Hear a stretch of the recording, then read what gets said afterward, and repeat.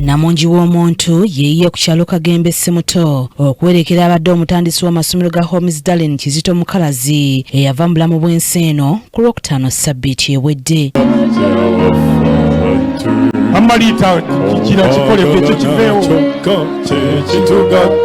Omukolo ogw'okuziika gwetabiddwako ebikongo okuli bannaddiini nga bakulembeddwamu omulabirizi Dr. David Livingstone Kiganda, abakungu okuva mu gavumenti eyawakati ne gavumenti y'e Mengo, ng'obwakabaka bwa Buganda bukiikiriddwa minisita w'amasiro obuwangwa n'ennono Anthony Wamala. Mikwano gy'omugenzi nga bakulembeddwamu Ntege Benoni Sempala asoose kunnyonnyola bakungubazi ku gyenvudde wa Mukalazi, wabula ng'ekyewuunyisizza abakungubazi kubategeeza nti essomero lya Homes Darling eryasooka nti lyatandika n'abaana 11. Okozesebwa n'atandika amasomero mu 1986 yatandika Homes Darling Kamokya era gyabadde paka kati Homes Darling Kamokya bwe yatambulamu n'alaba nga yeetaaga okwongerako erira eddala. Mu 1990 yatandika Homes Darling Kyebando era gyabadde paka kati mu 91 yatandikawo Homes Darling Kirinnya gye yabeera okuva 1991 paka 2005. Awo bwe yamala mu 2009 n'atandika Homes Darling Gayaza gyabadde paka kati. Naye yadde yakolanga ebyo yafunangayo akadde n'agenda n'ayongera ku bukugu bwe. Asabye gavumenti okufuna engeri gy'esiimamu Mukalazi olw'ettoffaali lyagasse ku ggwanga lino. Ku lw'amasomero ga Homes Darling, Godfrey Kimbugwe yeebazizza abafamire y'omugenzi olw'okujjanjaba badde mukama we n'asiima byansussa omugenzi olw'okubawa emirimu. Bamulekwa beebazizza omulabirizi Kiganda olw'omukwano gw'alaze kitaabwe kati omugenzi ye kitaabwe ne bamwebaza olw'okubawa omusingi ku bagenda okutandika ne bamusiima n'okubaweerera. Tuuze mbeebaza nnyo olw'obuwagizi bwammwe abazadde n'abooluganda. Nsaba tusigale nga tutambulira wamu, teweekubiira empiso tekuwugula, tutambulire wamu. Ligasi ejja kusigalawo nga tutambulidde watya wamu, naye bwe tuneeyawula tejja kubeerawo. Abafamire y'omugenzi omuli baganda be beeyamye obutalekerera bamulekwa. Tusigale nga tukolaganira wamu. Bw'oba badde n'omwana eggayaza mutwale eggayaza, ow'ekamokya agende ekamokya, owa Darling bw'atyo, n'abeewange Ekyebando nabo mubaleete. Nze Mukalazi Nora era amasomero gajja kusigala nga gatambula. Mwami Mukalazi wumula mirembe. Mu bubaka Katikkiro wa Buganda bw'atisse minisita ow'amasiro obuwangwa n'ennono Anthony Wamala asimye Mukalazi olw'ettoffaali ly'atadde ku Buganda omuli okuwagira emirimu gy'Obwakabaka wamu n'ebirala. Ttiimu y'essaza ly'e Kyaddondo era we bazannyira omupiira n'okutendekebwa. Abadde awagira n'enteekateeka endala nnyingi nnyo. Yakkiriza n'akyaza ekisaakaate kya Maama Nabagereka ku Homes Darling emirundi 2 mu 2024 ne 2026.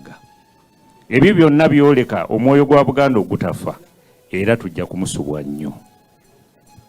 Mu ngeri ey'enjawulo twebaza Katonda olw'obulamu bw'awadde Mwami Mukalazi ate n'ebyo byamusobozesezza okukola omuli n'okuzaala abaana ate n'abagunjula bulungi. Ate minisita wa Kampala omubeezi Joseph Kabuye Kyofa Togabye asabye bannamwandu ne bamulekwa obutanyika mutindo gw'amasomero aga Homes Darling gwe galina.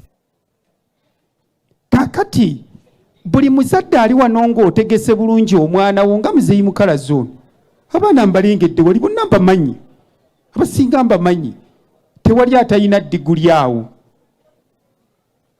yamaze olubimbi lwe.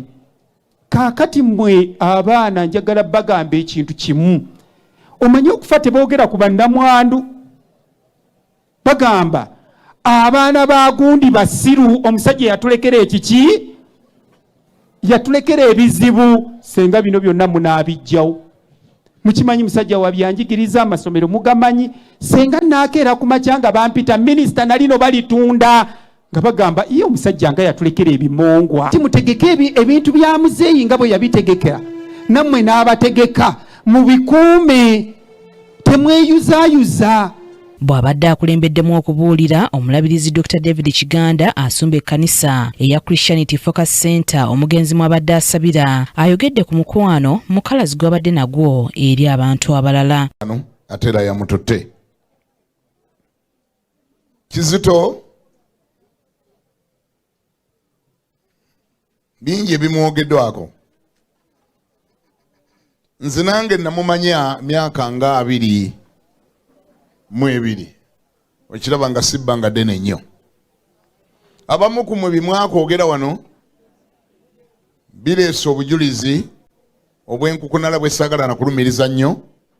Kizito ntuuka ntyo mumanya. Abasomesa yabagasa, abakulu b'amasomero yabagasa, abakulu b'ebyenjigiriza yabagasa, Bwakabaka bwa Buganda butudde wano yabugasa, gavumenti yagigasa batugambye nti ayina input mu policy eziriwo olwaliro mu by'amasomero kugamba yawulira nga ayagala okugasa. Ono era yeebazizza Katonda olw'okulokola omugenzi mukalazi ate n'amusobozesa okuwummula ng'atereezezza obulamu bwe. Byokkiriza balina byogera nga bikwatagana ne kyayagala. Kale kankuyambe gw'ayagala okuvaano nga totegedde. Essaawa bwetuuka nga yakulondamu amagezi abawerako. Naye nga buli ayakola effort yali amuyamba kukola Bayibuli kyekola etya? Bayibuli kyegamba. Bannange kiyinza okuba nga byanyigiriza abantu abamu, mutusonyiwe ng'abantu, naye ffenna ku nkomerero twagala okutuuka mu bwakabaka bwa Katonda. Oluvannyuma omulabirizi Kiganda ng'ali wamu n'abasumba abalala basabidde bamulekwa era wabaddewo n'akaseera ak'okuganzika ebimuli ku mubiri gw'omugenzi.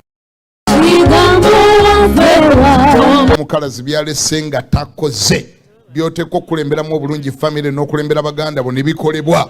Yakoze olugendo lwalukoze olubimbi lya lulimi alina byakoze tumusanyukira naye ng'omuntu waliwo byalese takoze atya takoze. Osuubirwa kutandikira awo waakomye. Omubiri gwa mukalazi oluvannyuma gutwaliddwa mu nnyumba ye ey'olubeerera wakati mu nnyimba ezitendereza omutonzi n'essaala okuva mu bantu be. Kizito mukalazi yafa ku Lwokutaano lwa Ssabbiiti ewedde era nga yafiiridde ku myaka 71 egy'obukulu ng'ono yazaalibwa mu Gatonnya owa 1955. Ssente za Kajubi ne John Maido be bakusakidde eggulire lino ku KTV.